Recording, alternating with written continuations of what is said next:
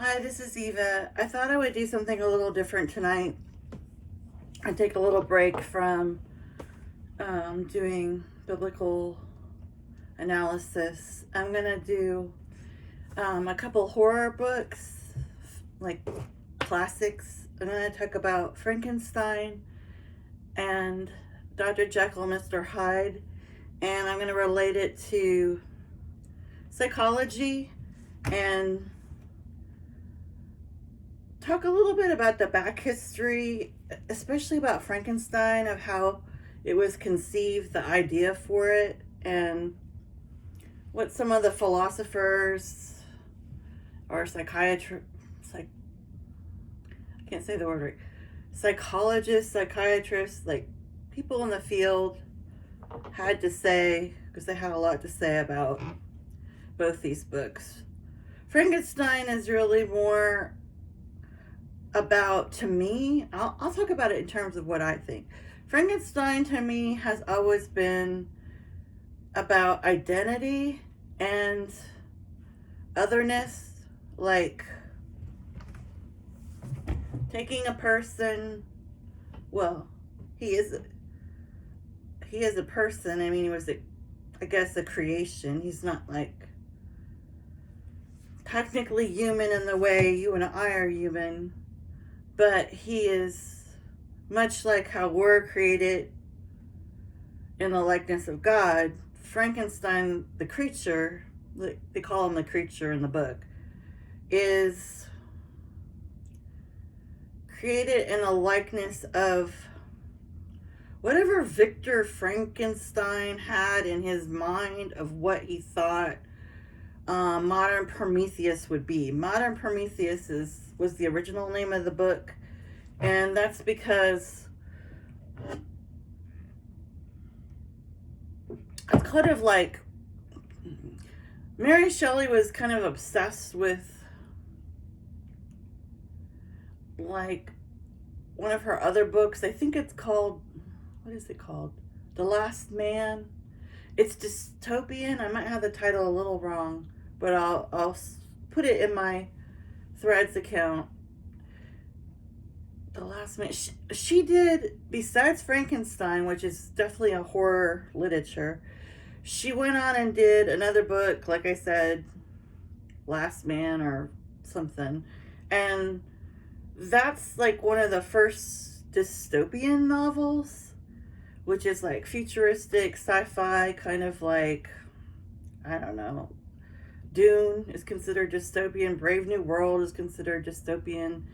Anything where it's like our society after the collapse of society, like Mad Max, those are all dystopian.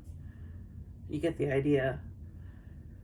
So what I'm trying to say about where she came up with, well, I know for sure where she came up with this concept. She came up with this because I understand it because after I've read like so many biographies about her, and I've watched documentaries and films about her, the summer she wrote this book and how that all came to be. And I mean, I've really studied it over the years. The reason I was so fascinated with it is because she and I have something in common, and so I was just drawn to it, which is that she's really kind of she was very what do you call it? I don't want to say obsessed. She was highly concerned. She made it a priority to be concerned about, why are we here? What makes us human? What makes us monsters? What makes us, really, it's about love. She felt, I suppose, somewhat like a guilt and a shame about her own coming into the world, and some of that, you know, got into her mega opus book, which is her mother, who was a famous feminist. Both of her parents were intellectuals. Her mother wrote, I want to say this right, the rights and, I don't know, the rights and vindications of modern womanhood or something. It was like a political calling for women to have, you know, kind of equal rights.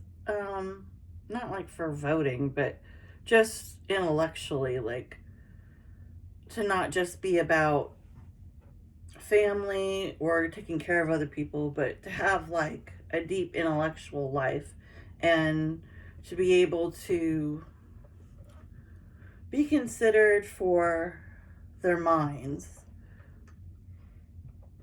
And her husband was, he was a radical intellectual as well.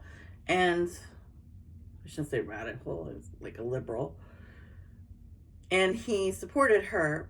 Well, when Mary was born, it was, childbirth back then was fraught with death, really. And,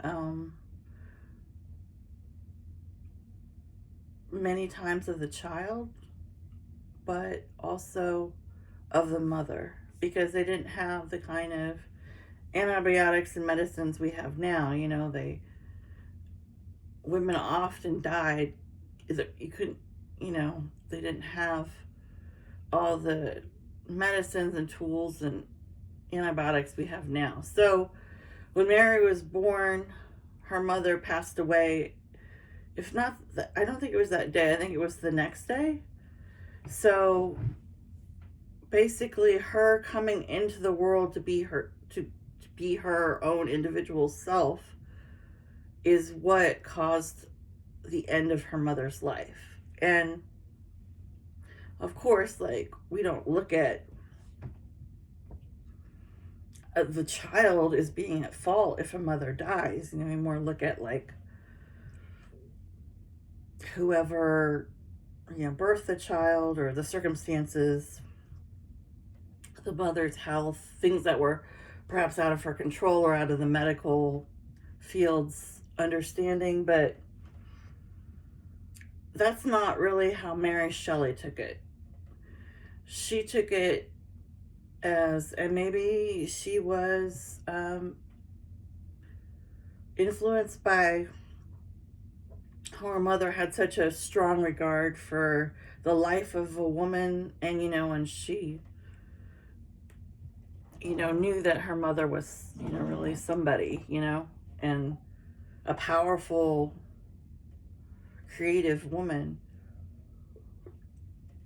And so that even made it worse. So the father, he was pretty strict, very kind of cold with her. He was not a warm person, or perhaps he held resentment to her unconsciously for what happened. I don't know, but he ended up soon after, I think it was a year, marrying another woman who became her stepmother, and they did not get along whatsoever. It's a very difficult, sort of stereotypical stepmother type relationship, and it was bad. And to make matters even more fraught was Mary fell in love with Percy Shelley. Now her maiden name was Wollstonecraft or something. Wollens. I don't want to get the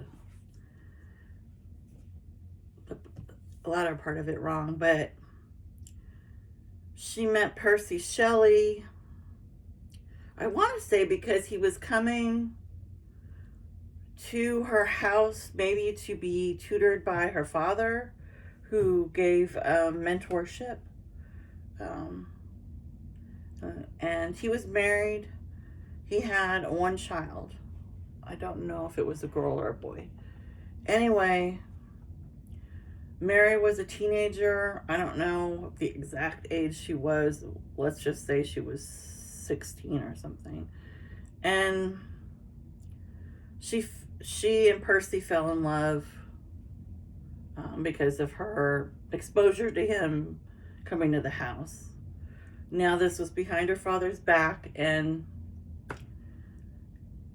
they actually, I know there's some weird story about like their first time together. You know, obviously she was a virgin, and circumstances women had at that time, was at a cemetery near her mother's grave. I don't know. And she ended up somewhere in those months with Percy in their secret relationship getting pregnant. And I'm not sure if he got a divorce or what happened, but that must have taken place on some level, because I know that he legally married Mary. Now, that child died of, let's see, let me get this right. It was premature, and I'm not sure all the details, but the first child passed away. This was a huge theme in Mary's life, because she went on to have, I believe, 3 more children, or I don't know if they're, since that child wasn't living, I don't think it was a stillborn, so maybe she had, technically, I don't know how she's counting that one, but I know 3 of her other children with him perished from illnesses, because, and I think they were toddlers, they were young, because they didn't have, you know, like the kind of medicines we have today, you know, like penicillin or, so obviously that was devastating. It could have been 3 children and 2 of them passed. The last one, the youngest, was named Percy. What was his middle name?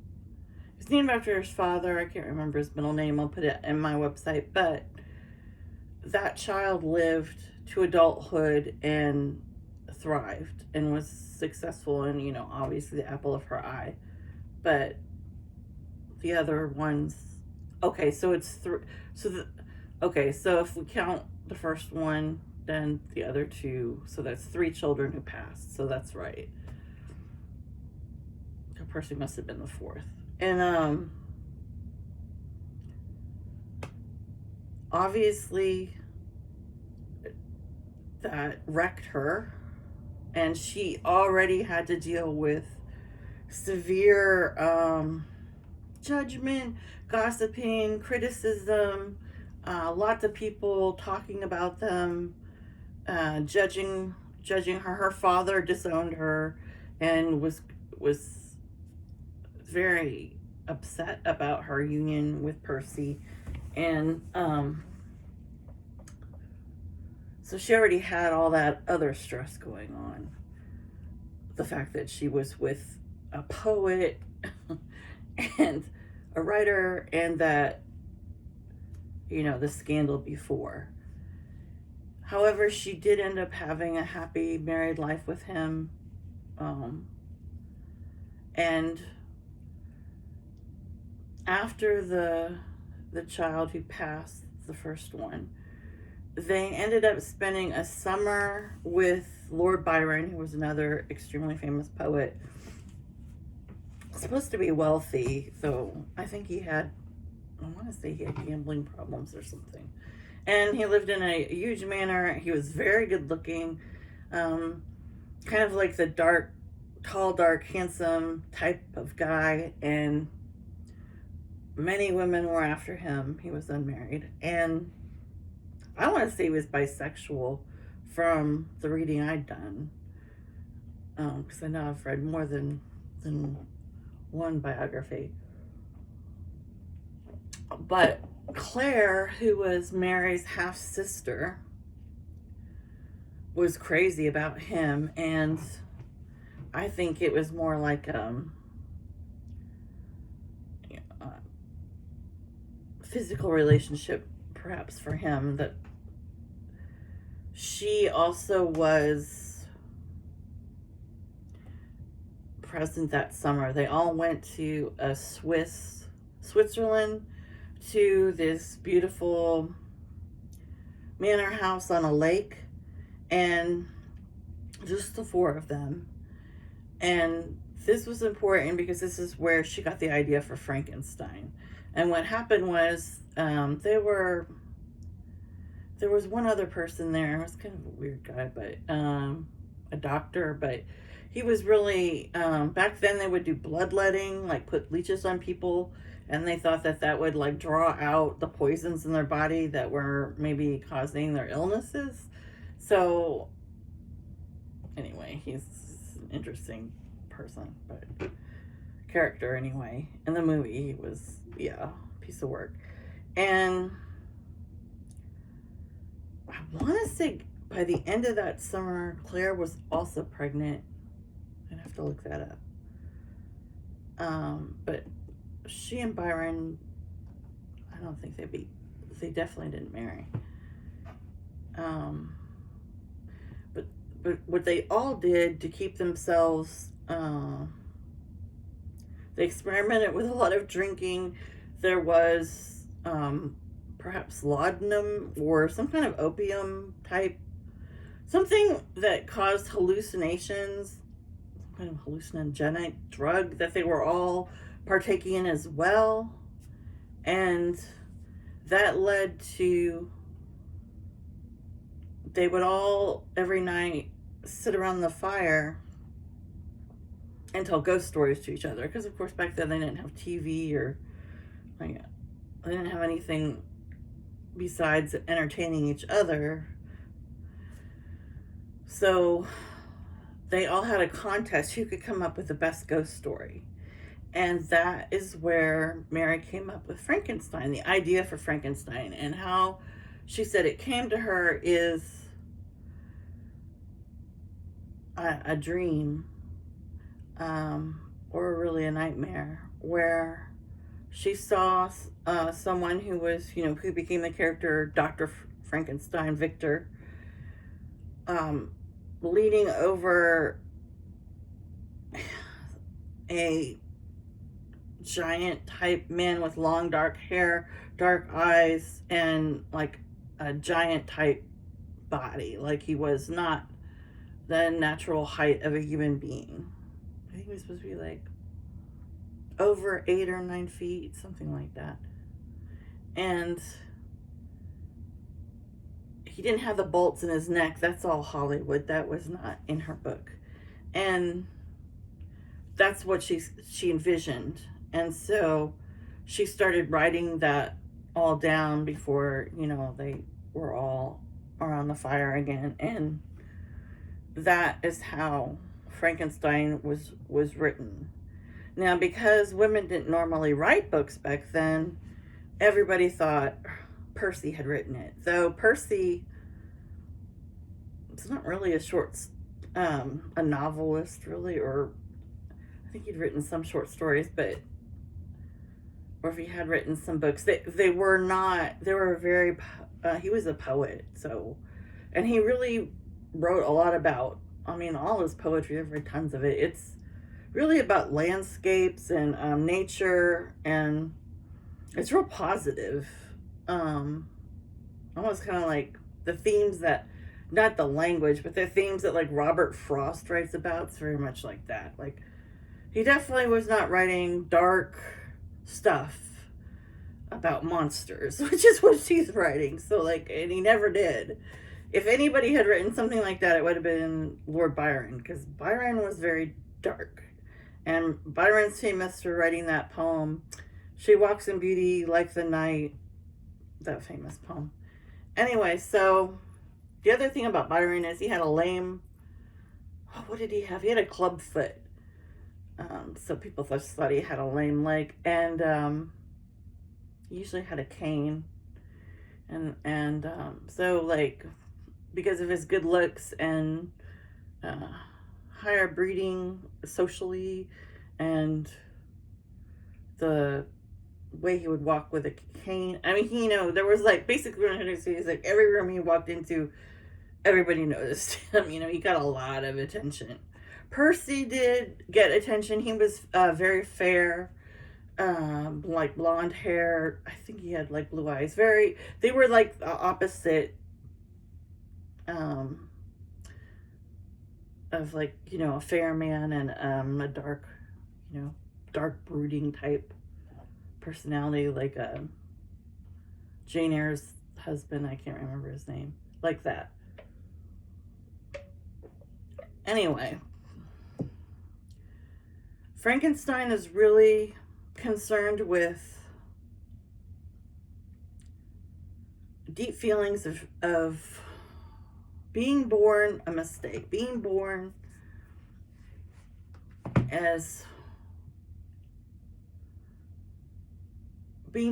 basically as an unlovable, somebody unlovable.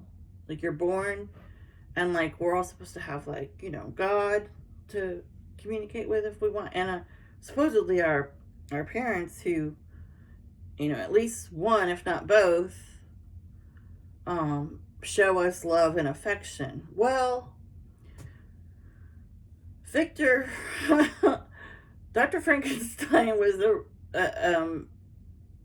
he had a lot of character issues. Like I think he had anti-psychotic personality. Am I saying that right?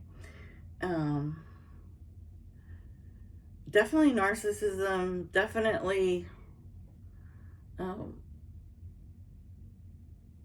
don't think bipolar, but he was he didn't show any. He was obsessed with being considered brilliant and in the scientific world, and a very competitive person. He wanted to be the one who created the first man-made man, I guess. So he had these drawings and experiments and chemistry, and the way he made Frankenstein be alive is by electricity,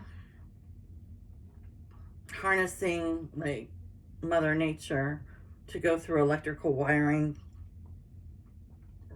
and sort of charging the charge of the lightning or whatever he was doing, or the electrical current going through and creating life into this.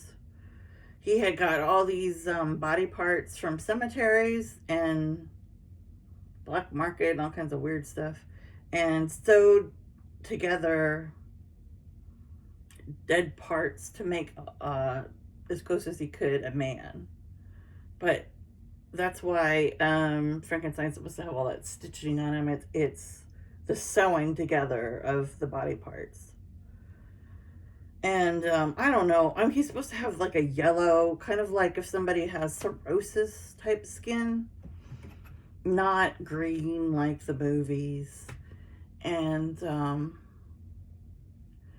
the sad part is, like, as soon as the monster comes to life, or I shouldn't say monster, the creature comes to life for the first time, it's like he opens his eyes and he sees his maker, and he puts his arms out as if, like, embrace me, or like, like almost like a baby, like pick me up, or, and it's like Victor is like horrified and disgusted by his creation. He doesn't think it's good enough. It's not what he thought it would look like. It's like, I don't know why he didn't figure this out when the dead body or lifeless body was laid out while he was doing all this electrical work and chemistry. It's like, don't you see him right there? Like, if he has life in him, it's just gonna be an animated version of what is before you, but for whatever reason,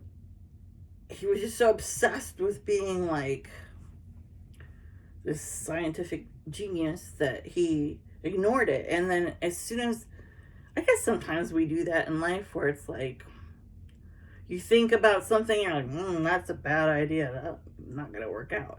And then it's like, it's not until you actually see it before your eyes happening that you're like, oh shit, like, I hate this. Like, I don't like this. This is not what I thought. But it's like, you had a premonition that it was a super bad idea. Like, you should have, like, picked it up at jump, kind of like that. But the whole point of this is that that's the tragedy, really, that to be born and nobody claims you, to be born and whoever created you, which is be like Victor is his God, rejects him immediately, looks at him with disdain, disgust, and runs away. He like leaves. He doesn't turn anything off or do anything, or he just runs away from his mess. He doesn't want to deal with it. And so obviously the creature feels rejected. And this, of course, is mimicking like Mary felt like she, was the reason her mother died. This is the whole thing. And then why could I relate to any of this? Because my biological mother, which I've said in many other videos, was paranoid schizophrenic. She was told, like, when she was 19, when she was at her first, when they first diagnosed her at a mental institute she was at for quite a while, after having to leave college because she was acting completely erratic, that she, well, it was a very different time. It was like the 50s. So one, they told my grandmother back then, they thought mothers created schizophrenics. Like, they seriously would blame women. Like, I'm not kidding you. And talk to them as if something about their parenting or the way they raised their children, like they had like either given them too much attention or not, whatever. I think it was over to almost like helicopter parents, or like you created this dysfunction in your own child, which is like just blaming women for something they can't figure out at that time clinically. Of course, now we know that's completely, and it was like a short period of time during, unfortunately, right when my mom was getting diagnosed, that they came up with this, and it was, in medical journals and everything.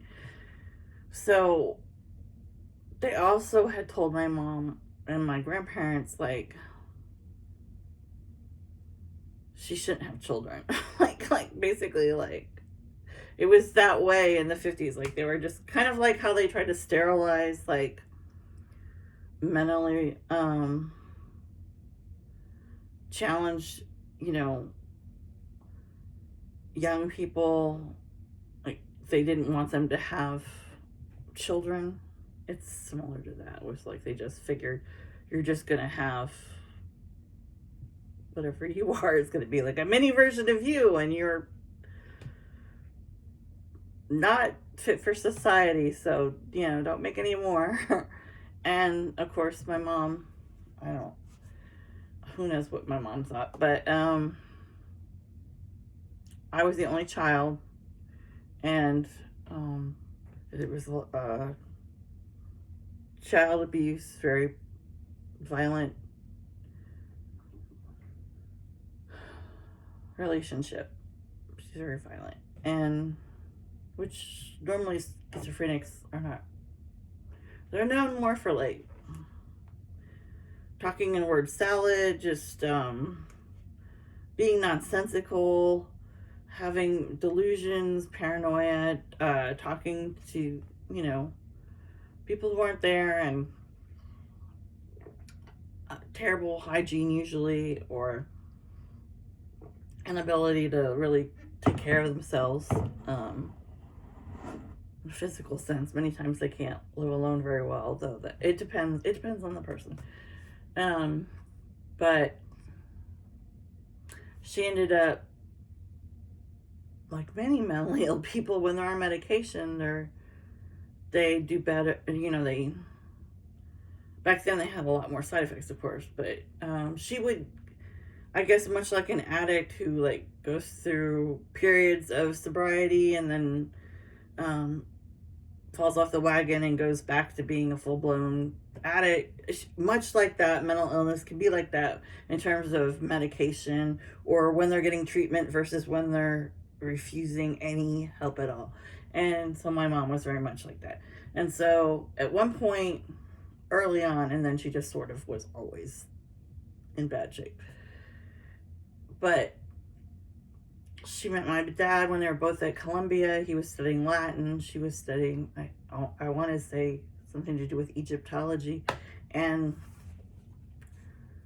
my dad was on lithium at that time. He was bipolar. Well, back then they called it, what did they call it?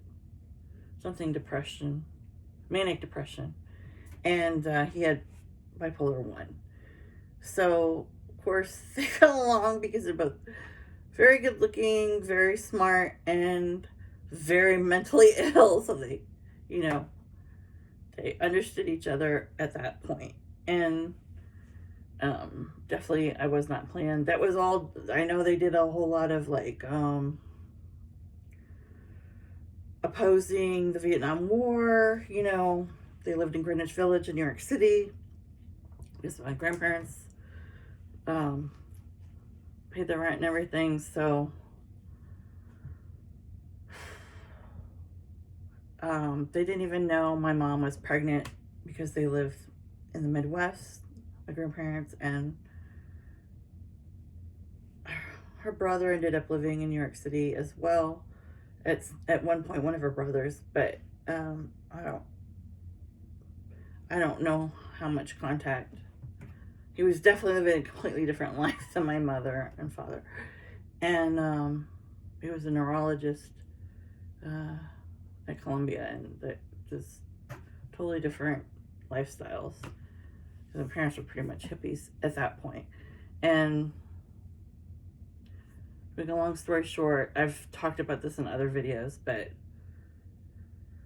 he was born at home. My parents were both, especially my mother, refused. She thought like the government or the CIA or somebody was running the hospital. She refused to get any medical care. I was premature. My dad got a library book and figured out how to give, how to help my mom give birth and do everything by himself. And then I had no prenatal care. I had no aftercare whatsoever. And she just breastfed, and, they didn't, there's no internet. I mean, it was just like kind of a mess. And like none of the relatives really knew about me until I was kind of born. Obviously, if they had known, they would have probably come there and tried to, get them to go to a hospital or something. But so what I'm trying to say is I always felt, definitely by my mother, like unwanted, honestly, she was, because of her violence, and she had a lot of resentment towards me and being alive, I guess. And she, I definitely felt not only unloved and unwanted by her, but I was terrified of her, and she was physically assaulted me, when I was 4.5. And she had done a few other things before that were just ridiculous and dangerous, and many things actually put us all in danger. And so apartment we were all living in on fire. Well, we were all in it, stuff like that. She was just that way. And So, of course, I really related when I first read Frankenstein when I was a teenager. So, not like seriously, like, okay, I see myself in this. No, not like that. But, unconsciously on some level, I felt, and then when I read Mary Shelley's, everything she'd been through, you could just feel the shame lifting off the pages when she talked about it. She definitely carried a lot of deep, heavy responsibility. And so I think a lot of that went into her character, because the whole point of Frankenstein, which is the saddest part of the whole thing, is like he's alone in the world. The only friends he makes is a blind man, a blind older man. He tries to, no, he doesn't just try, he saves a drowning child. But then when he's on the side of the bank of the water in the grass with the child, the father comes and he just sees this monster holding his child and assumes that Frankenstein trying to drown his daughter. It wasn't true, but it's like he's constantly being attacked, hunted, people trying to kill him all the time because they consider him a freak of nature, a monster. Nobody wants him. Nobody wants anything to do with him. And he doesn't have any friends or any family, and his own creator is disgusted by him. So somewhere in the book, he says something like, well, if I can't be loved, because he's very smart. He teaches himself to read, and then he reads ferociously by stealing books, people's homes and stuff. And, he's very intelligent. And he says something like, well, since I can't be loved, I will now be feared. So he really goes after his creator, and he wants, sort of almost blackmails him by violence, saying, if you don't, I want you to make me a female version of me, and she can be hideous looking just like me, because otherwise she won't want to be with me. I just want a companion who understands me, someone to talk to and spend time with. And so Victor starts it, but he gets so freaked out halfway through it because all he cares about is reputation and how other people perceive him. And he starts to stress out about, like, oh, what if they don't get along, and they've got two wild monsters running around, like he started to just freak out about the consequences for him. And he never had any compassion or ever thought about how sad Frankenstein is, and like the creature like tried to express, very eloquently how he felt, and it all made sense, but it's like Victor's not listening to him whatsoever. He doesn't care. And so halfway through making the female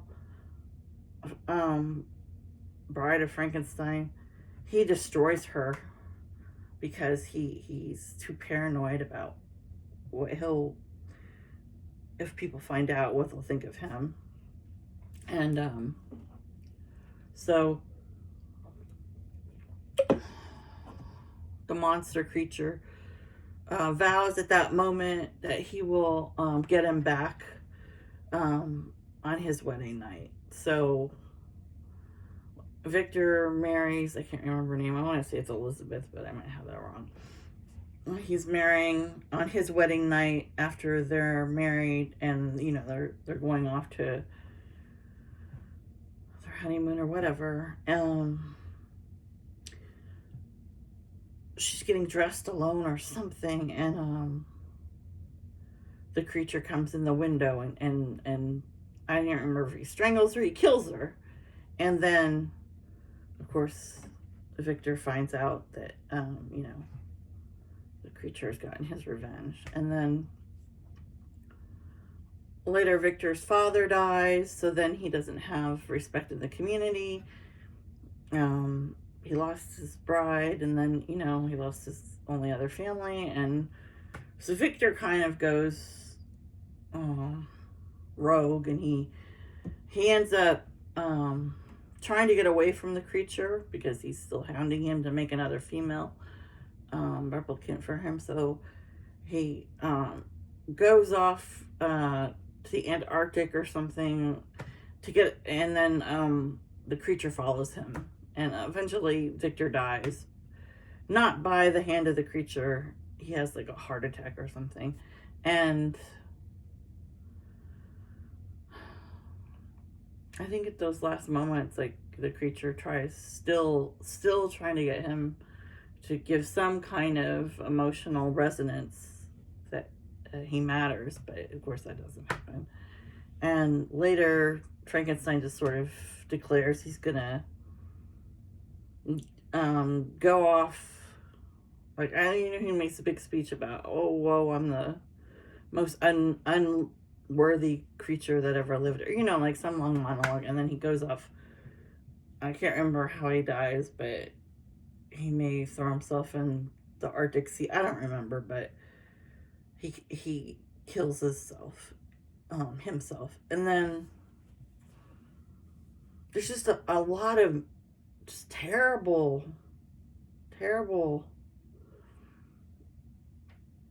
longing in that book, and then the longing is met with disdain, arrogance, pride, and it's all, the whole book is kind of like about, like when we make other, a person other them, or like I've been obviously posting a lot of, if anybody looks at my site, I post a lot about Holocaust, to like remember Holocaust victims, like ones who are deceased and ones who lived, and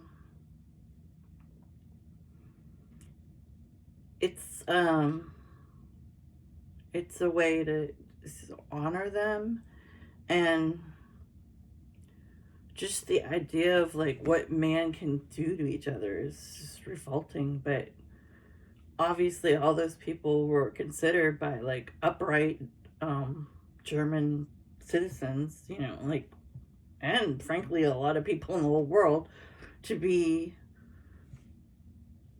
deserving of being exterminated. I mean, a lot of people didn't even know it was happening, but a lot of people did. And there's a famous political book. Her name's Hannah Arendt. I'll post it in my website. I can't remember her spelling, but she wrote a famous book called, she was a philosopher, called The Banality of Evil. And the whole point of that book is basically like, you think that an evil person, or somebody who would hate a whole group of people, right, and commit genocide willingly, would be somebody that you could tell, like, they would look like a villain, they would act in a crude, offensive way, where easily detect that they're a bad guy, right? That's not, the banality of evil just shows like how much of persecution, hate, violence, just degradation of people is done out of sheer, just like regular people, like following orders or doing what society tells them, or it's not, you can't tell, is the whole point of that book. Like, you can't tell just by looking at somebody that they're, just much like you can't tell a psychopath, you can't tell somebody who's a serial killer, you can't tell, if somebody is a sadist just by looking at them. A lot of times those people are the most charming, the most attractive, the most persuasive. I think it was Ted Bundy. He was supposed to be like a really good looking.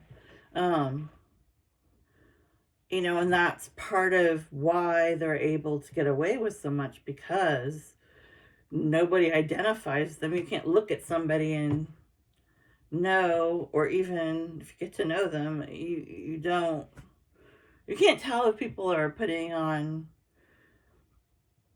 an act or not, if that's who they really are.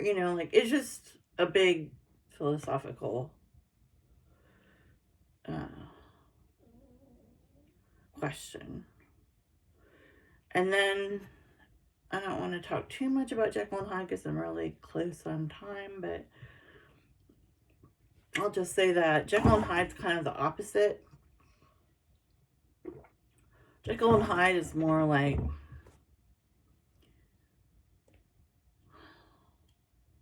I think it's about addiction, to be honest. Um, he wrote that book under the influence of cocaine. Robert Louis Stevenson was actually a very sick man. He had, like, I think tuberculosis. He was very ill. Um, and he wrote that book in like 2 days.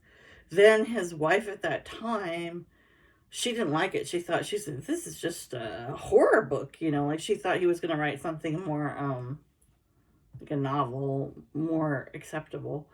And she hated it. And I guess he was insecure or prone to, I don't know. He was on prescribed cocaine because that's what they gave people, and laudanum was also prescribed a lot during those times, medically.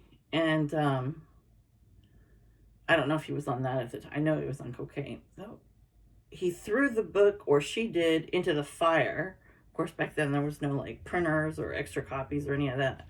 So then he took, like, it's crazy, but somehow she convinced him, like, she didn't mean it that way or something. I mean, she still thought it, but I guess she just wanted to, like, make up for it. He rewrote the whole thing in another 3 days. Seriously. A whole Jekyll and Hyde. And Jekyll and Hyde is more about the duality of nature. It's more about addiction. It's more about, I guess he doesn't make a conscious choice. It's really about having a second life, having a secret life. It's really about men at that time. A lot of times would go to seedy parts of town, and have prostitutes, or at that time homosexuality was, you could be arrested for it, have to go to, I think it's, I don't know if it's solitary confinement or work camp or something. There was something you had to do that was, like, really extreme. I know Oscar Wilde, famous writer, I know he was incarcerated during that time, or later on, but for the same reason. And a lot of people had, by day they were respectable men, and then by night they would go to these parts of town that were, lots of drugs available and a lot of sexual escapades. And Robert Louis Stevenson was one of those people, or he knew people who were. I can't remember all the details, but Hyde, of course, is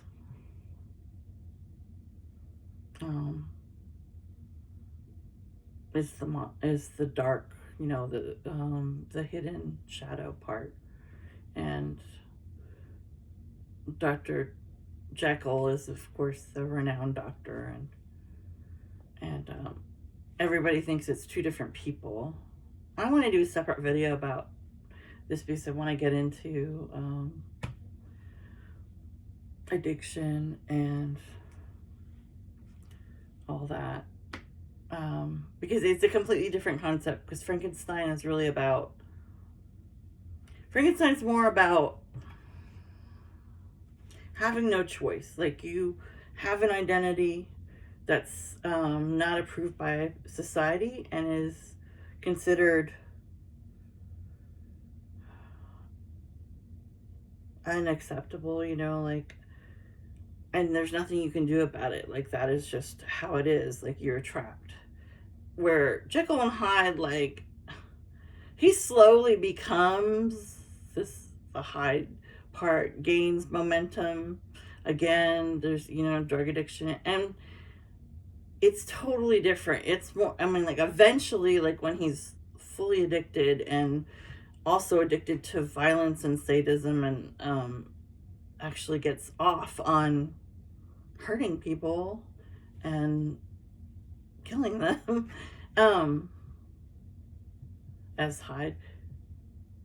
It's like, I don't know if it's more like a choice. It's like he's choosing to indulge that secret life, and he just keeps going on with it, and then building that part of himself up, like feeding that part. Whereas like I said with Frankenstein, it's more like it's not a choice. It's just like he's created unlovable. And like I know when I was a kid and I had to spend first 5 years with my mom and dad. And my dad basically raised me completely, and my mom was just terrifying. And I tried to avoid her at all costs, and scary. And I know I like my grandmother visited, and she would take me shopping. I remember like when she would be looking at clothes and stuff, I would always sit by the mannequins and I would always pretend that they were my family. This is really sad, but I would like play make believe like they were, my parents, that I the kind of parents I wanted, like normal ones, and not. It was very difficult in public. It was very challenging and obvious that there was something seriously wrong. Um, I don't think get away with the stuff that my grandmother got away with taking her in public places back then. But I just would pray and fantasize and dream and hope that I would get like a sibling, and I always had this dream, or I don't know what you want to call it, daydream, that I had a twin brother, and that we looked alike, and that I could share. He would understand what was going on with my mom because he had to go through it too, and like we would just be best friends and we'd understand each other. Like just always. I mean, maybe I didn't want a sister just because I was terrified of the main woman in my life, so I just wanted someone more, because my dad was my friend and my mom was my mirror. That was the problem. Is I at that time didn't know anything about mental illness. None of my family members wanted to talk about it. There was, very little TV. I was, under 5. There's not like nobody was giving me any information. If I asked any questions, my family would just all be quiet about it and basically blame me for bringing it up, or try to tell me it wasn't happening, or I was seeing things that wasn't real. And I just wanted somebody. I wouldn't talk to my friends even when I got adopted at school, because once my mom came with my grandmother to pick me up at school, and it was like she was just talking to herself a mile a minute, and she was dressed in some crazy outfit, and just crazy. She would just do insane things with makeup and just bizarre clothing. Just bizarre things were happening. And she's a huge chain smoker, and I just didn't want any of my friends to ever see her. Or I was just really ashamed, and like I feel guilty about it now, of course, but back then I was like a kid. And I would just be like, God, I wish I had someone who understood. I wish I could talk to somebody. I wish somebody would know what's going on, because like literally everybody who witnessed what I saw, which was like older family relatives, nobody wanted to acknowledge what I seen was real, and 2, like nobody was empathetic about it at all. They just angry at me for telling the truth. And everybody was offended by that, and just wanted me to be quiet and not talk about it and pretend like it wasn't happening. That was like the main thing. But it's like, But anyway, I'm gonna stop here. This is all I'm gonna talk about, and I'll post some photos and articles and stuff about Jekyll and Hyde on my website, and Frankenstein, and I'll maybe I'll do Dracula together with, because I found some really cool stuff on like medical drawings of like the biology of vampires. Like they actually had this theory that like vampires were like they had different anatomy. It's insane. It's just like there's so much stuff, and um I'm learning from like Victorian ages and down, like I guess because I'm reading so much also Bible history, like 80s stuff. I mean, like it's BC. It's like crazy the things that people came up with that they believed were like real. I mean, like now when you look at it, it's just like, what you thought, what? And it's like, oh, I think maybe I'll do, if I find some good stuff on werewolves, I might do that too, or throw that in there. But anyway, that's all I got for tonight. Okay, bye.